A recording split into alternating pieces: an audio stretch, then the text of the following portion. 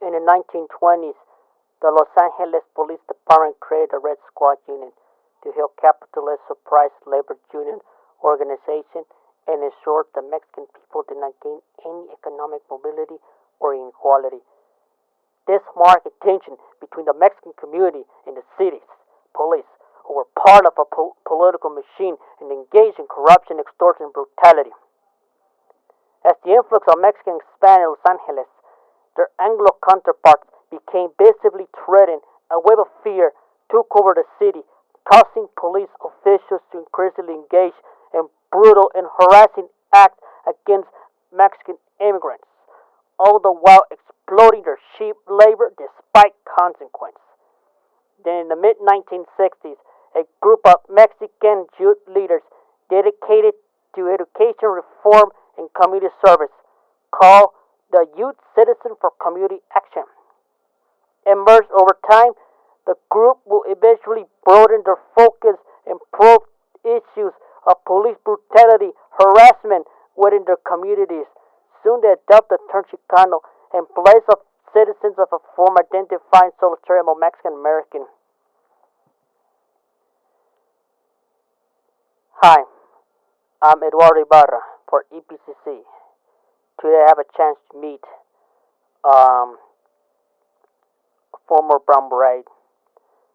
His name is Mario Colon, but in the Brown Baret known as Indio. Nice to meet you, Mr. Colon. Been a pleasure to talk to you. Tell me, about the Brown Baret. More about the Brown Baret. I want to know more. What is your belief? There are a group of Chicanos that fight for being up against police brutality and advocate educational equality. The Brown Berets were one of the most prominent Chicano groups during the 1960s and 70s. They were similar like the Black Panther on how they took more action-oriented approach to the rights of Mexican Americans. The bit symbol was part of their name, which is their iconic Brown Beret that they wore to rallies and protests and march throughout town. To this day, they continue to fight for the liberation of Aztlan. An interview with Carlos Montes revealed that the Berets, the poor working families, were growing up in the police brutality and racism. One movement of the Brown Berets was to change schools conditions for Mexican Americans. On March 1st, 1968, the Brown Beret planned to participate in the East LA walkout or blowout, the largest and lengthiest in the history of California, in which thousands of students left their classroom to join the protest for quality education. The Watson Bell chapter still joined the movement with the May 27, 2005 Youth and Power event. Over 400 people were in attendance to the event. In August of 2010, members of the Brown Berets attended the 4th anniversary of the Chicano moratorium in Los Angeles, California. The movement has not died, but the numbers are not what they used to be since the most faction Brown Berets were separated till Jeronimo Blanco united the various factions with a new reform in gut recruitment. Up by hundreds in just a few months during the Summer of Love 1969. They were unable to unite the barrios together to create the body of peace and unity on a national level, which allowed more Chicanos to unite and stand up for what is right against the wrong. Do you get along with other civil rights group, Mr. Colon?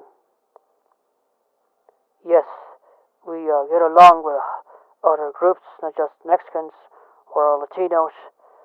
We also get along with the African Americans, especially the Black Panther Party, and we even get along with the Native American Indians, particularly the American Indian movement. So everybody get along. Latinos and blacks and Indians get along with the Brown Beret. Now, in days, the Brown Beret had died off a little, but they still have chapters in Boise, Watsonville, Fresno, Los Angeles, and Salt Lake City.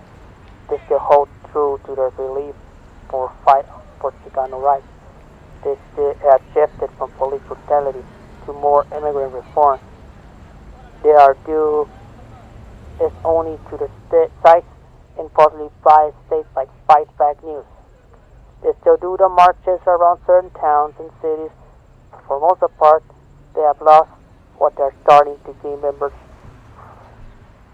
for the youth again, just like they did it again. They used to be. They become more of a peaceful organization, now just lead protests, organize events to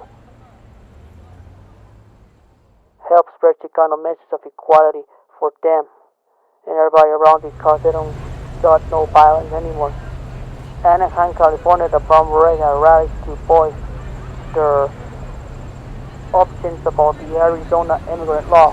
You're white, go back to Europe, and this is Mexican land.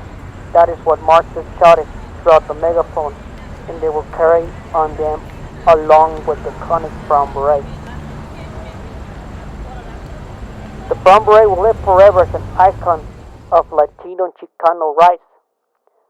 The Brown Berets were not alone. They have support from the Black Panther Party in the movement. And these allies launched a movement and started a revolution that will remember forever in our history. Thank you letting you to talk, Mr. Colon. You're welcome, Eduardo. You're always welcome. For KPCC, I'm Eduardo Ibarra. Good night.